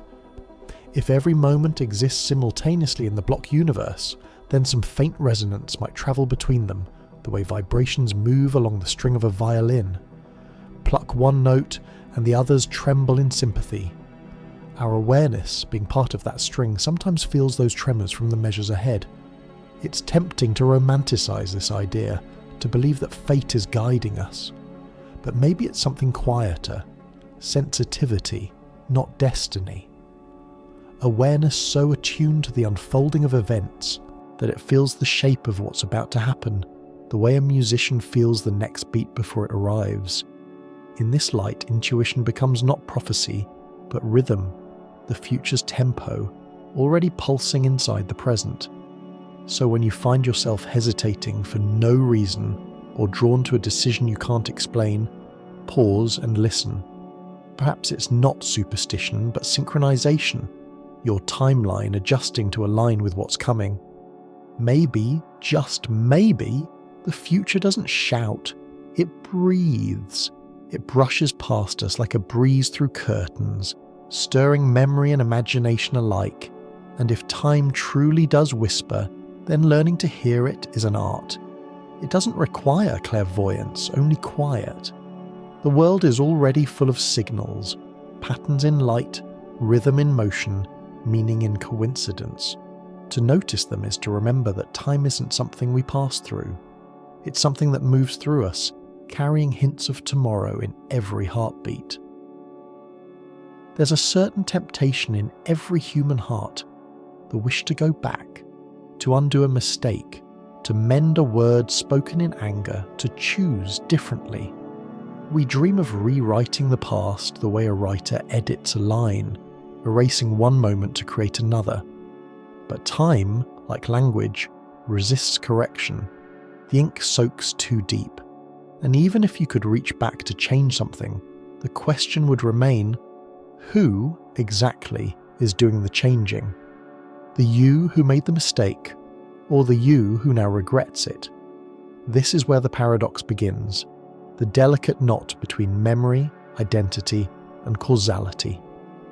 Physics can describe such tangles with mathematical precision, but for our purposes we can think of them as loops in the fabric of experience. Imagine a thread twisted back upon itself. The ends touch, the loop closes, and for a moment the path through time doubles. You're both moving forward and arriving back at the same point. If you pull too hard, the loop tightens, tangling itself into contradiction. The past you want to fix is the same one that gave birth to the desire to fix it. Remove one, and the other unravels. Physicists once imagined similar loops in spacetime called closed curves, where an event could, in theory, circle back to cause itself. The equations describing them, born from Einstein's own geometry, don't forbid such loops. They simply bend reality in a way that seems to ask for consistency. In words, that means this: if time ever folds, it must do so in a way that keeps the story coherent. You can travel the loop, but you can't contradict it. If you go back to change the past, the universe adjusts the rest of the pattern so that the change was always part of the design. This is known, in softer language, as the principle of self-consistency, the idea that history protects itself. The future you who steps into the loop is already woven into the past you left behind. The fabric bends but never tears. Science uses the language of geometry to describe it. Philosophy hears in it a moral echo. Both agree, contradictions are not sustainable. The story finds a way to balance itself. In the thought experiment of a grandfather paradox, a traveller imagines preventing their own ancestor from living, thus erasing their own existence. But in the self-consistent view, that prevention simply can't occur. The attempt would fail, or its meaning would twist. The traveller might influence events, but only in ways that ensure their journey still happens. Reality, it seems, edits itself as gently as possible, like an author revising a story without breaking its tone. When we turn that metaphor inward, it begins to resemble our own experience of change. Every time you make a new choice, you create a kind of miniature loop. You look back at who you were, the past self that made a mistake or missed a chance, and decide to be different. In doing so, you rewrite your relationship with that earlier version. But you can never delete them completely. They remain part of your foundation. The loop stays intact, only reshaped. The past you becomes the cause of the present you, and the present you, by understanding that, gives the past its meaning. In the language of the heart, this is forgiveness. You can't undo what has been done, but you can integrate it. You can allow the loop to soften rather than break. The paradox resolves not through control, but through compassion, by recognizing that every version of you was doing its best with the knowledge available at the time. The universe, if it could speak, might say the same thing to itself. Stephen Hawking once suggested that the universe enforces what he called chronology protection. In everyday words, this means that time may bend, but it doesn't let itself tie in knots. The laws of physics seem to rise up like protective currents whenever paradox threatens. The same could be said for consciousness. When we try to live in contradictions, denying a truth we know or pretending to be unchanged, something inside us resists. The psyche protects its own coherence. Eventually, truth asserts itself just as space-time does. Perhaps this is why change, real change, often requires surrender rather than force. You can't bully time into compliance. You can only align with its flow. The physicist David Deutsch once proposed a model of time where multiple versions of reality coexist, one for each possible outcome. In that framework, paradoxes dissolve because each choice simply belongs to its own branch of the story. But we don't need mathematics to grasp the emotional equivalent. Every decision you make creates a new chapter, not by splitting universes, but by opening paths of perception. You don't erase the other options, you simply walk the one you chose. To live, then, is to navigate countless small timelines, the roads of intention and memory constantly merging, diverging, and meeting again. You can't revisit them physically, but you revisit them in thought, reshaping their meaning each time. A memory retold is never identical to the original. It shifts to match who you are now. In that sense, we are all time travelers of reflection, continuously editing our understanding of the past so that it harmonizes with the present. And yet, each act of change carries a quiet cost. When you grow, the person who existed before that growth fades. They become a ghost within you, familiar but unreachable. You can remember their fears, their habits, their mistakes, but you can no longer fully be them. Growth always leaves something behind. Every transformation creates an echo, a version of yourself that lingers just outside the current moment. This isn't tragedy, it's continuity. Without those echoes, you would have no texture, no story. Time's fabric is richer because it holds every version of you simultaneously. The child, the dreamer, the skeptic, the healer. Each adds their own thread to the weave, and if you could step outside of time to see it all at once, you'd find no contradiction, no paradox, only a single, seamless tapestry. Change, viewed from within, feels like conflict. Seen from beyond, it's simply movement. So when the longing to rewrite the past stirs again, as it inevitably will, remember that the desire itself is proof of evolution. You can't fix what was, but you can honour it. You can let it curve gently into what is, respecting the symmetry that keeps both physics and humanity whole. Time may not let us break its rules, but it constantly invites us to understand them, to live gracefully inside their boundaries. Perhaps that, in the end, is what we were meant to learn from paradox. Not how to conquer time, but how to coexist with it, honestly, gently, and with a touch of awe. If time could be changed, would we have the right to change it? The question sounds distant, like something belonging to science fiction, yet it hides quietly in ordinary life. Every regret, every wish to undo a moment is a small echo of that temptation, the desire to reach back and rewrite. But with that wish comes another, quieter one, the fear of what might unravel if we succeeded.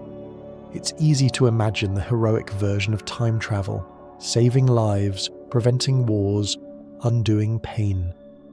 Yet even in those noble dreams, something fragile trembles beneath. Whose pain would we erase? Whose lessons would we remove? In the gentle logic of cause and effect, no thread can be pulled without disturbing the pattern around it. A single decision, changed with good intentions, might unravel thousands of others. The same principle that makes time continuous also makes morality intricate. Science hints at this balance through its laws. Energy, for instance, cannot be created or destroyed, it only transforms. If we could rewrite time, perhaps something similar would hold true for consequences. No event ever truly disappears, it only changes form. That's what history does. It transforms the raw material of tragedy into understanding, the ashes of error into wisdom. When we long to erase the past, we are really longing to skip the process of transformation. But time will not let us. It insists that meaning be earned. Consider how even memory carries this ethical dimension. To remember is to re-enter an event, to reimagine it through the lens of who we are now. Every act of remembering subtly edits the past, but it also reaffirms responsibility. You can't change what happened, but you can change what it means. When you forgive someone, or yourself, you don't alter the sequence of events. You alter the emotional gravity that binds them. Forgiveness is moral time travel. It allows healing to move backward, rippling through old moments and softening their hold. This is why power over time, even if it were possible, must begin with humility. We already have more influence than we realize. A kind word spoken today can echo for decades. A small cruelty can harden into generations of silence. Time magnifies both mercy and neglect. The philosopher's paradox, that great power demands restraint, is nowhere truer than here. If every moment is connected to every other, then every act reverberates through the whole structure. The smallest gesture becomes eternal. Ancient myths warned us of this long before equations existed. In one story, Orpheus journeys into the underworld to retrieve his beloved. He's told only one thing: walk forward and do not look back. But his love overpowers his faith, and he turns, just for an instant, to see her. In that instant, she fades. The tale isn't about punishment, it's about trust. Some doors of time close the moment we try to control them. The past cannot be pulled forward without dissolving the present that depends on it. Another story tells of Cassandra, given the power of foresight but cursed so that no one believes her. She can see what's coming, yet she cannot prevent it. Her tragedy isn't that she knows the future, It's that knowledge alone is not enough to change it. The myth whispers a difficult truth. Wisdom without compassion becomes futility. Seeing ahead means nothing if we cannot act with kindness in the now. In a way, both Orpheus and Cassandra live within us. One longs to look back and recover what was lost. The other looks ahead, desperate to prevent pain. Together they describe the human condition, caught between nostalgia and foresight, between grief and hope. The moral challenge isn't which direction to face, but how to move through time without causing harm. The modern world faces its own versions of temporal temptation.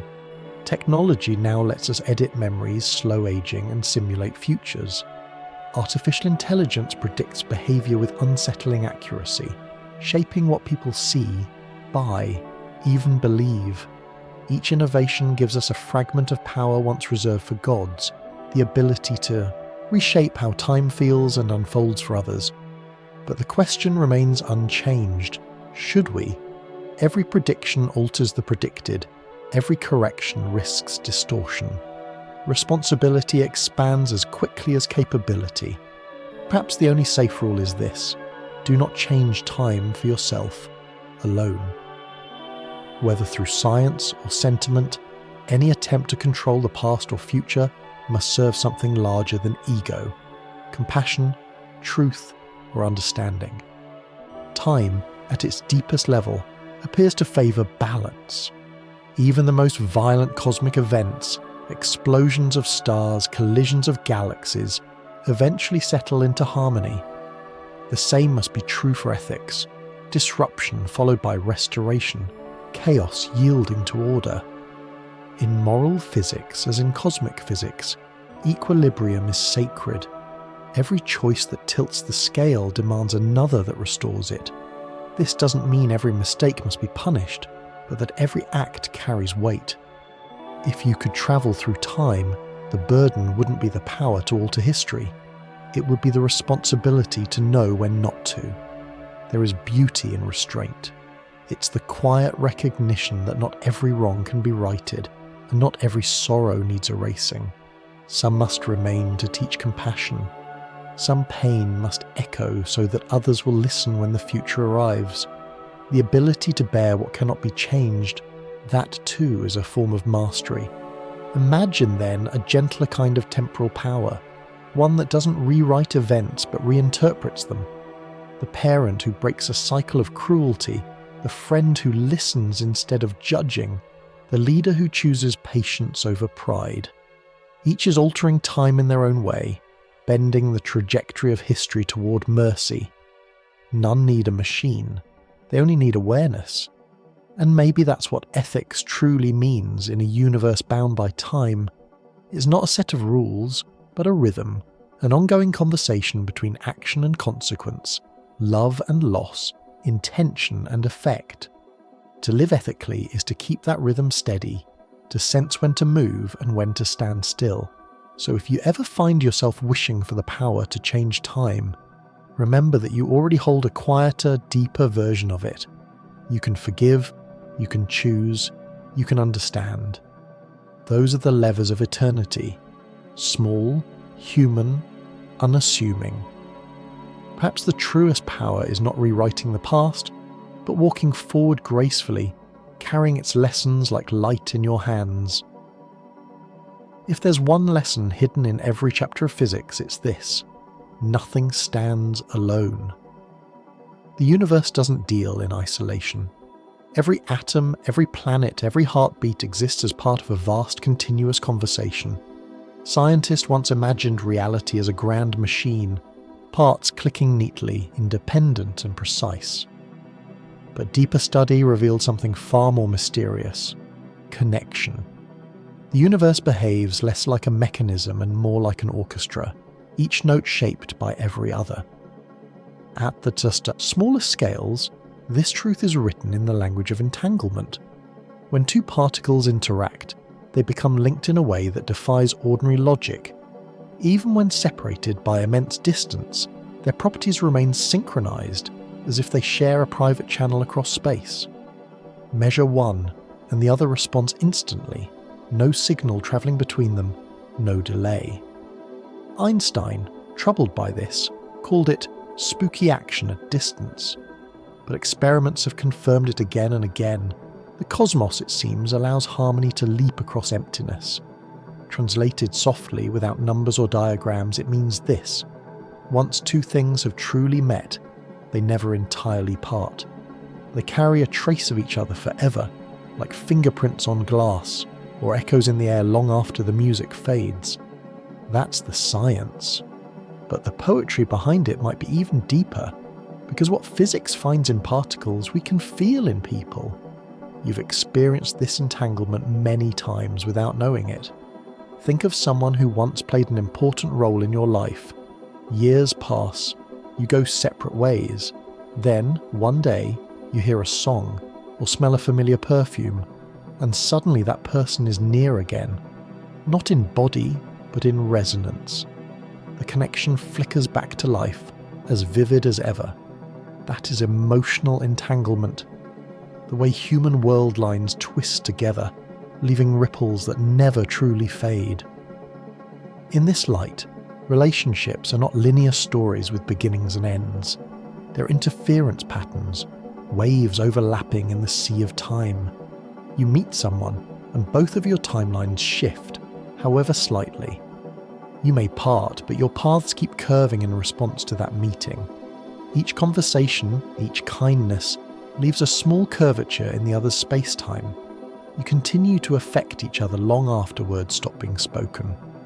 Quantum physics would say that information is never lost, it only transforms. Every interaction records itself in the state of the universe. Every shared glance, every laugh, every heartbreak remains somewhere in the geometry of being. It doesn't mean the past can be recovered like a file on a computer. Rather, it means that meaning persists. Existence keeps its memories. If we carry that truth outward, the implications are beautiful. Every human life becomes part of a collective pattern, an immense network of connections stretching through generations. The decisions you make today ripple forward, shaping futures you will never see. Someone years from now might be kinder because of a gesture you made without thinking. Someone's courage may bloom because of a story you told long ago. We call this legacy. But perhaps it's something more fundamental. The physics of empathy, written into the structure of space-time itself. It's tempting to think of entanglement as strange or supernatural, but it's not.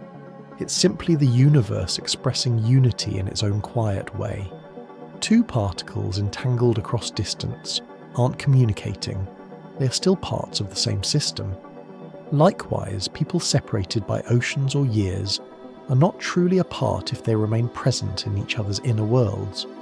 Consciousness, memory, affection, all are threads in a single woven fabric. Imagine, for a moment, looking down upon that fabric from above. You would see not separate lives, but a tapestry of luminous lines crisscrossing, joining and diverging again. Some intersections burn brightly, love, friendship, shared purpose. Others pass in silence, leaving only faint traces. But each contact changes the pattern, and because time is woven into this same cloth, the pattern stretches across past and future alike. Entanglement doesn't stop with space, it extends into time. You are connected not only to those beside you, but to those who came before and those who will follow. In a quiet sense, you are entangled with your ancestors. Their choices built the conditions of your world, the languages you speak, the music that moves you, even the structure of your thoughts, all echo their paths. Their world lines intersect yours invisibly, the way unseen roots nourish a tree from below, and you, in turn, will entangle with descendants you may never meet, shaping the soil they'll grow in. This idea, when seen softly, is both scientific and spiritual. It suggests that individuality is real, but not absolute. Each of us is a note in a melody far larger than ourselves. The universe hums because we all vibrate within it together. To travel through time, then, is to understand connection, to see that no journey, however solitary it feels, ever happens alone. You might ask, if everything is connected, why do we feel so separate? Why do loneliness and isolation exist? The answer may lie in perception. The mind, to function, must draw boundaries, me and not me, here and there. Without them, we would drown in infinite complexity.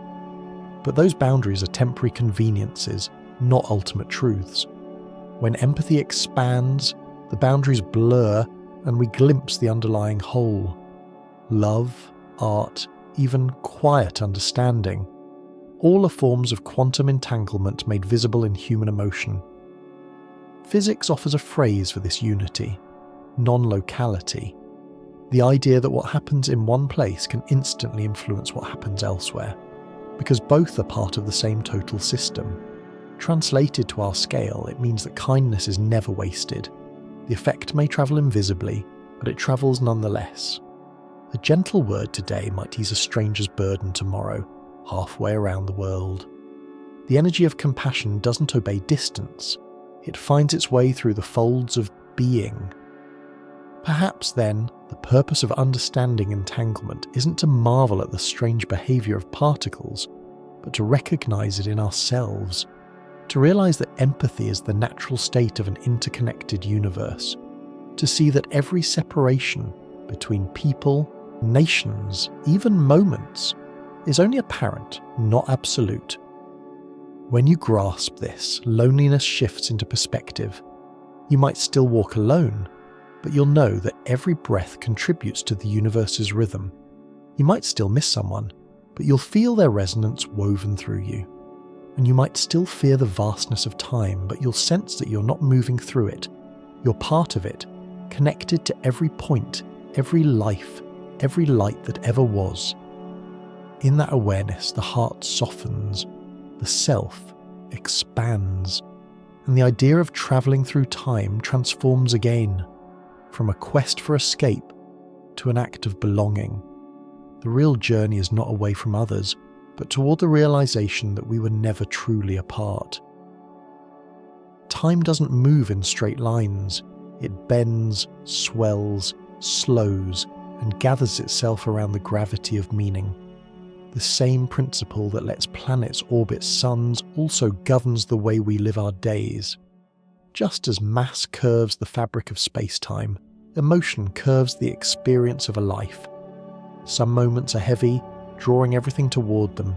Others are light, allowing time to float freely. To live well within the curve is to learn how to move with those bends instead of against them. Physics tells us that gravity is not really a force, but geometry, a natural consequence of presence. A star doesn't pull a planet by invisible strings. It simply shapes the space around it, and the planet follows that shape. The same is true for the events and relationships that fill your life. None of them push or drag you in a literal way. They sculpt the terrain of your experience, and you travel along the contours they create. Love, grief, hope, all of them bend time for you, making minutes expand or collapse depending on how closely you orbit them. You've felt this often. A single afternoon with someone you care for seems to last longer than a week of routine. A heartbreak can make one night stretch endlessly, while an entire year of joy can pass in a shimmer. Clocks measure seconds, but consciousness measures significance. When physicists write equations about how light bends around massive bodies, they are describing something not so different from how memory bends around emotion. Both are examples of presence warping time. To live within the curve, then, is to understand that resistance creates suffering. When we fight the bends, when we demand that time move faster through pain or slower through happiness, we create friction. The moments feel jagged, torn from the flow. Acceptance, by contrast, allows us to glide along the curve, letting the geometry of experience carry us. You don't control the direction, but you can learn its rhythm. The heart, in that sense, becomes the simplest and most accurate clock of all. Consider how the body already knows this. When you are peaceful, your pulse and breathing fall into perfect ratio, a smooth rhythm like waves against a shore. When you're anxious or afraid, everything tightens, the rhythm breaks. The same heartbeat that marks your time becomes the measure of imbalance. Physicists would call this resonance, the state where a system vibrates in harmony with its environment. Translated softly, it means living without resistance to the moment. When mind and body align with time's curve, life hums. Nature lives in this resonance effortlessly. The tides yield to the moon without argument. Trees drop their leaves, trusting spring to return. Even decay follows a graceful arc, matter falling back into the soil, ready to rise again as something new. The universe has been practiced in surrender for nearly 14 billion years, and everything within it still follows the same principle: transformation instead of struggle. To live like that is not passivity, it's wisdom, the recognition that movement and rest are partners, not rivals. Sometimes, though, the curve becomes steep, when loss arrives, when certainty crumbles. In those moments, we feel pulled toward the centre of something vast and invisible. The future seems to vanish, time tightens. Yet even that spiral obeys its own kind of beauty. In the universe, the most extreme curvature belongs to black holes, places where gravity becomes so intense that even light cannot escape. But surrounding each of those invisible hearts is an event horizon, a luminous boundary where matter, as it falls, flares into radiance. The light comes not from resistance, but from release. There's a lesson hidden in that phenomenon. When your life bends too sharply for comfort, the instinct is to fight the pull.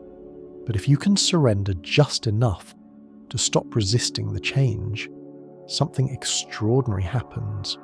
Insight burns bright at the edges of surrender, the way starlight flares before vanishing into a black hole. That light is understanding. It's the soul's way of saying, this too belongs to the universe. We often believe we must straighten time's path, fix its curves, make life orderly. Yet every story worth telling wins and loops. Every mountain path climbs by spiraling. The galaxy itself turns in vast curves, never in lines. Straight lines may be efficient, but they are lifeless. The curve is what gives motion grace. Aging too is a curve, one that bends not downward but inward. As the years pass, time gathers around you differently. The urgency of youth gives way to the reflection of maturity. You begin to sense how each phase of life is not a separate chapter, but a turning of the same orbit. The child you were and the elder you will be are not strangers. They are 2 points on the same path. To look back without regret and forward without fear is to complete the orbit gracefully. Every sunset offers this lesson in miniature. The day doesn't end abruptly, it folds gently into night. The colours fade not as a loss, but as a translation of light. The same photons that painted the sky still exist, their energy scattered, diffused, continuing elsewhere. Nothing vanishes, it only changes form. Even light, that swiftest traveller, honours the curve. It bends around stars, slows near gravity, and still finds its way across the void, meaning bends time just as gravity does. When you fall in love, time stretches. When you lose someone, it compresses. When you forgive, it expands again, creating space for peace. If you could see these changes plotted somehow, they would form a landscape as varied as the surface of the earth. Valleys of sorrow, hills of joy, plateaus of calm. To live in the curve is to walk that landscape with awareness, accepting its contours rather than flattening them. In the end, you may realise that there was never such a thing as a straight path. Even light, which seems to travel in perfect lines, curves ever so slightly as the universe itself expands. So do we. Our lives bend around meaning, and meaning bends around love. And perhaps that's the quiet law of existence, that every curve, no matter how steep, eventually returns to the same vast circle, the endless loop of time, creation, and renewal. Imagine, for a moment, that all the light you've ever seen is still out there. The soft glow from the lamps of childhood rooms, the shimmer of oceans you once stood beside, even the faint flicker of laughter reflected off someone's eyes. In a cosmic sense, none of it is truly gone. Light travels outward forever, stretching thinner as the universe expands, but it never stops. It simply grows quieter, fainter, until it becomes part of the background hum of existence. In this way, the story of your life is written not just in memory, but in the very photons that have brushed against you. You are, quite literally, illuminated by your own past. If time is the fabric that holds all these lights, then living is the act of walking across it and step by step, heartbeat by heartbeat, leaving small footprints in the weave. The remarkable thing is that the fabric moves with you. Every choice pulls a new thread into place. Every breath adjusts the pattern. You're both traveller and tailor, carried by time yet quietly shaping it in return. Perhaps this is what it means to be alive, to journey not through a landscape but through a relationship with change itself. The road ahead and the road behind are parts of the same continuum. What matters is how gently you walk, how you notice the curves, how you forgive the stumbles, how you pause long enough to see where light still lingers. Time travel, after all, may not be about machines or wormholes or cosmic shortcuts. It may simply be about attention, the ability to stand in one moment and feel the presence of all others. When you look at a photograph, when you reread a letter, when you sit with someone you love and realise how far you've both come, you're already travelling. You're moving through layers of space-time, guided not by speed or science, but by feeling. The heart, more than any equation, knows how to cross distances that physics can only describe. The physicists' equations tell us that nothing truly ends. Energy changes form, matter dissolves and reappears, and even information, the pure pattern of existence, seems to be preserved. Translated into the language of human life, this means that meaning endures. The warmth you shared, the kindness you offered, the thoughts you sent into the world, they do not vanish. They drift onward, subtle as the light of old stars, touching places and people you'll never see. When you think about it this way, time ceases to be an arrow and becomes something gentler, like a current. You're not being swept helplessly forward. You are part of the flow. Sometimes it carries you swiftly, other times it slows, eddies, or turns back on itself, and in every motion it holds you. The river doesn't ask you to control it. It only asks you to notice its rhythm, to trust its direction. There is a quiet comfort in this.